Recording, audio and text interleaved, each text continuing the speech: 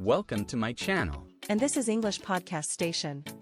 All right, so we've got a really cool set of articles and some podcast transcripts here. And it seems like you're trying to, kind of get a better handle on sports English. Yeah. And, specifically maybe thinking about conversations and, following along with these fast-paced sports podcasts. Mm-hmm. I got to say, I'm pretty excited to dive into this stuff with you. Yeah, me too. This will be fun.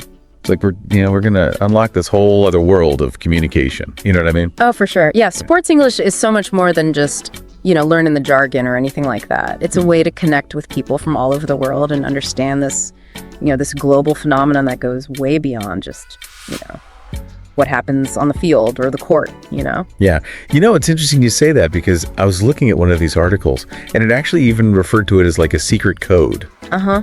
And I never really thought about it that way before, but it's true.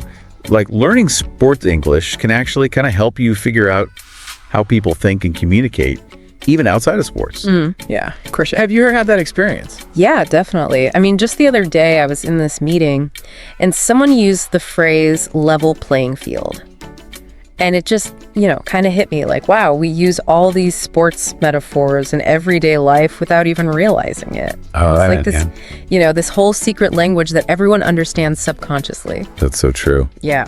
Well, okay, so we've kind of, we've established that sports English is important.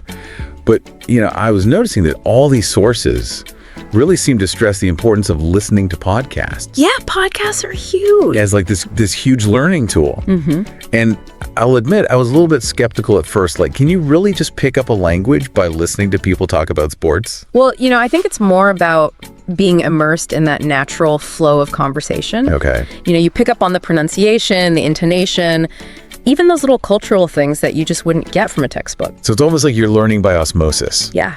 You're absorbing the language without even realizing it. Yeah. I mean, it's like when I was trying to learn Spanish, right. I was drawn to these podcasts about football, even though I didn't really even know the rules that well. Mm-hmm. But the commentators, the passion in their voices, the way they described the plays, it was just so captivating. And I started understanding more than I thought I would. Oh, wow. Yeah. So you're saying that even if you're not like a diehard fan, the energy of those podcasts can actually kind of draw you in and make the whole learning process more fun. Absolutely. And, these sources actually make a really good point about the importance of, listening to commentators analyze plays. Oh, yeah. It's not just about hearing the words. It's about understanding how they're used to break down the strategy and paint this picture of what's happening, in the game.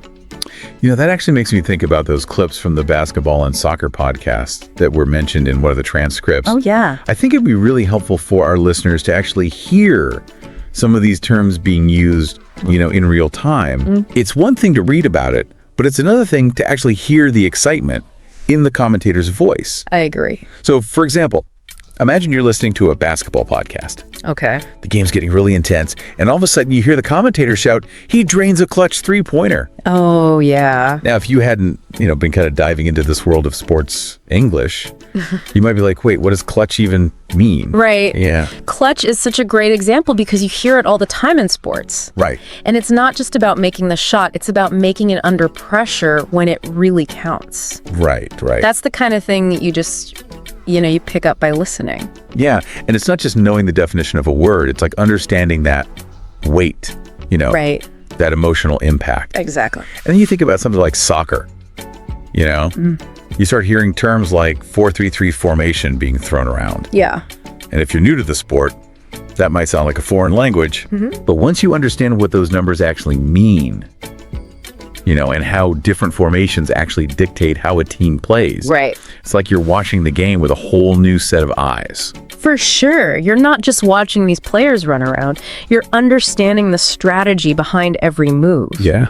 And, this reminds me, one of the articles even talked about how understanding formations can help you predict what a team might do next. Wow. Yeah. So it's almost like you're learning to read the game like a pro. Exactly. And that's what makes sports English so cool. Right. It's not just about the language, it's about gaining a whole new perspective. So we've talked about podcasts, we've talked about these examples from the transcripts, and how understanding terms like clutch or 4-3-3 formation can really elevate your understanding of the game. But where do we even begin? Well, the sources actually provide a great starting point with a list of these essential terms that you'll hear in pretty much every sport. Okay. Like score, team, player, coach. Okay, so those are like the building blocks. The building blocks, the foundation. Exactly. It's like learning the alphabet before you can write a novel. And once you've got those down, we can move on to those more complex terms that reveal how the game works, like offense, defense, strategy, and even things like, specific formations.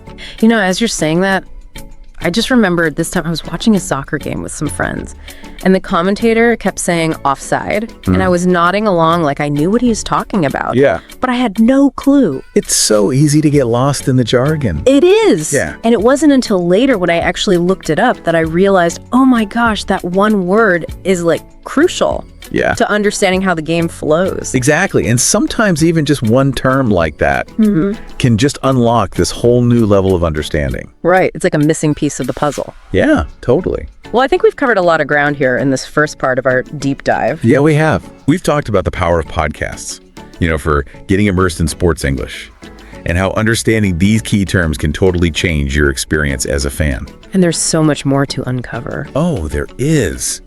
I'm so excited to see what other insights we uncover in the next part of our journey. Me too. Yeah. This is going to be good. Into this world of sports English. Yeah. It's crazy how much, sports lingo has kind of just made its way into like everyday language. Oh, yeah, totally. Like you were saying before about level playing field. Right. But I mean, there's so many examples. Like, how many times have you heard someone say they hit a home run? Oh, yeah. All the time. With like a project at work or something. It's amazing. It really is. Like, they're just such a, a normal part of how we talk now. Right. And one of these articles was even saying how, like, these sports idioms are super common in the business world. Oh, for sure. Like, describing someone as a team player.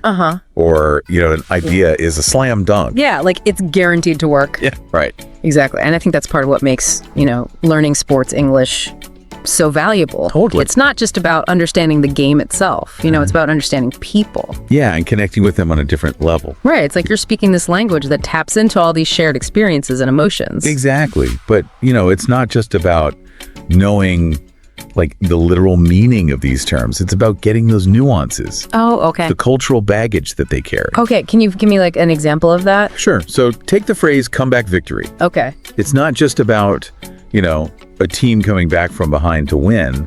It's about the drama, the tension, the fact that it seemed impossible. Right. It's those extra layers of meaning that really, bring the language to life. So it's almost like comeback victory. It evokes like a whole feeling. Yeah. A whole story. It's more than just winning or losing. Exactly. And this makes me think about those clips from the basketball and soccer podcast we were talking about earlier. I think this would be a great time to revisit one of those. Okay. Yeah, let's do it. So you remember that one where the underdog team was down by 15 points? Oh, yeah. But they somehow managed to win in the last few minutes. Oh, that was incredible. It was so exciting. And, listen to how the commentator uses phrases like clutch performance and unbelievable comeback to really convey, not just what happened, but how everyone was feeling. Okay, let's hear it. Plays audio clip. Wow, you're so right. Just hearing that again, I can almost feel the energy of the crowd. Yeah, the commentator is like right there with them. It's amazing. And that's what makes podcasts so great for learning sports English, You're not just passively listening, you're experiencing how the language is used to create all that excitement and connect with the audience. You're not just learning a language, you're learning how to tell a story. Exactly. And those stories are what makes sports so captivating, Yeah, no matter what language you speak. Well, okay, so we've talked about podcasts as a learning tool. We've talked about understanding those nuances of sports idioms and even the power of storytelling. Yeah. But let's get practical here. Yeah. Like, how can our listener actually start using all this to improve their sports English? Well, these sources actually have some great tips, and it really comes down to, active listening and immersion. Okay. It's like training your ear to pick out those key terms and phrases. So it's almost like going to the gym, Yeah. but for your listening skill. Exactly. One source even said to treat it like a workout, Okay. Listen to podcasts or watch games in English and really pay attention to how they're talking. So don't just zone out Right. You have to really listen. and try to dissect the language. Exactly. Okay, I like that. And another good tip was to use online resources, like sports dictionaries and websites to really reinforce what you're learning. Oh, that's smart. There are so many great free resources out there. That's awesome. And of course, nothing beats real life conversation. Right. Even if you're a beginner, don't be afraid to talk to other fans. Right. It's okay to make mistakes. Yeah, I mean, that's how we learn. that's how we learn. And, even just watching games with friends and trying to commentate in English can be really helpful. That's fun. Yeah. I think it'd be helpful to give our listener some specific examples of those sports phrases that go beyond just the basic vocabulary. Oh, yeah, for sure. The ones that add that extra color and nuance to sports conversations. Like game-winning shot, underdog, clutch performance, and even sportsmanship. Yeah, those are good ones. Those are the phrases that really capture the heart of the game, And it's interesting how so many of them have made their way into everyday language. Oh, yeah. Especially in the business world. Like, how often do you hear someone describe a project as a slam dunk? Or a tough decision as a judgment call. Exactly. It's like sports have given us this whole new way to talk about success and failure and teamwork. Right. All these universal themes that everyone can relate to. So it's almost like you're speaking a universal language. In a way, yeah. Okay, well, let's dive into some specific examples then. Okay. You mentioned comeback victory earlier, but let's start with underdog. Okay, underdog. I mean, that's a term that just makes you think of, hope and resilience and defying the odds. It's about those teams or players who might not have the biggest names or the best chances of winning. Right. But they have this fighting spirit that everyone loves. It's like the classic underdog story. Yes. Everyone lives to cheer for the team that's not supposed to win. It's like those sports movies, Right. where the small town team goes up against the big city team and somehow pulls off the impossible. Yeah, it's so inspiring. It's about challenging the status quo. And proving that anything is possible. Exactly. Okay, underdog. That's a good one. Yeah. What about clutch performance? I feel like I hear that one all the time, but I'm not always sure I totally get it. Well, clutch basically means, performing at your best when it matters most. Okay. Under pressure in those crucial moments that can win or lose the game. So if a basketball player makes the game-winning shot with just seconds left on the clock. Exactly. That's a perfect example of a clutch performance. Oh. It's about having that mental strength and that focus to deliver when everything's on the line. Wow. And those clutch performance moments, they're often the ones that we remember the most. It's true. Those are the plays that become legendary. Exactly. Okay, so we've got underdog, we've got clutch performance. Mm-hmm. Now what about sportsmanship? Sportsmanship. That's a big one. Yeah, it seems like it goes beyond just the, technical parts of the game. Yeah, it's about respecting your opponents, playing fair, and winning and losing with grace. It's like that saying, it's not whether you win or lose, it's how you play the game. Exactly. Sportsmanship is about those moments of kindness and respect, even when things get really competitive. Right. Like shaking hands after a tough game or, showing respect for your rivals. I remember watching this tennis match once, and one player helped his opponent up after he fell, Wow. even though they were in the middle of a really important point. That's amazing. It was such a small gesture, Yeah. but it said so much about his character. It's those moments that really stick with us, the ones that teach us about life. It's incredible how sports can be such a powerful metaphor for life.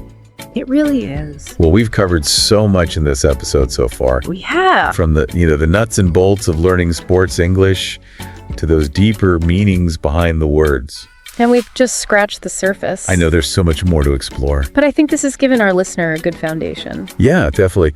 And before we wrap up, I think it's important to remember that, this is a journey, Yeah. not a destination. You're not going to become fluent overnight. It takes time and practice and, a real love for the game. So the most important thing is to just keep listening, Yeah. keep learning, and keep enjoying the world of sports. Couldn't have said it better myself. It's funny, as we're talking about this, I'm realizing that learning sports English isn't just about memorizing words. Right. It's more about tapping into this whole other way of thinking and experiencing the world. It's true. You know, it's about connecting with the emotions, the strategies, and those stories that make sports so universal. Yeah, and I think that's what makes this whole deep dive so interesting. It's not just about learning vocabulary, it's about unlocking this, whole new level of understanding and appreciation for something that people all over the world love. And it's interesting how all these sources really stress the importance of not just listening passively, but actually like engaging with the language. Right, so it's not enough to just recognize a clutch performance, when you hear it. Yeah. You need to be able to actually explain like why it was clutch, what made it stand out. Exactly. It's about developing that fluency. Okay. That ability to not just understand, but to really express yourself using all those little nuances of sports English. And that's where those real life conversations come in, right? For sure. It's about finding opportunities to talk with other fans, maybe even try to, explain a game or a play using all the terms we've been learning. Yeah. Imagine you're watching a soccer match with a friend. Okay. And you're able to explain, why their 4-3-3 formation is giving them an advantage.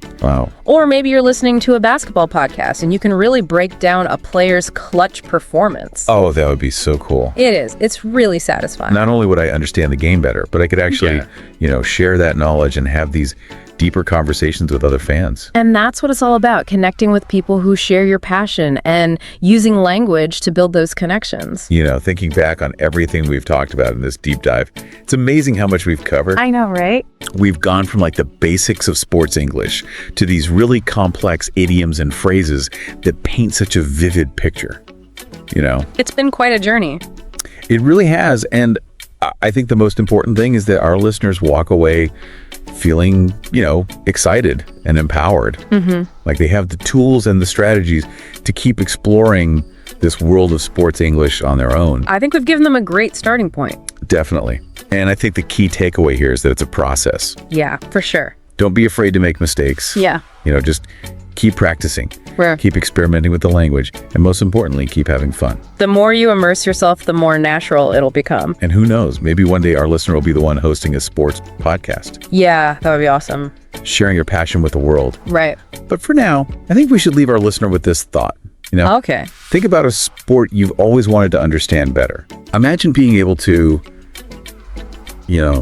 follow the action, analyze the plays, and really get into those, those heated debates with other fans. Yeah, those are the best. I know. Yeah. And with the tools and the insights you've gained today, that world is totally within your reach. So go out there, explore, and keep learning. The world of sports English is waiting. This has been awesome. Thanks for joining me on this deep dive. It's been a pleasure.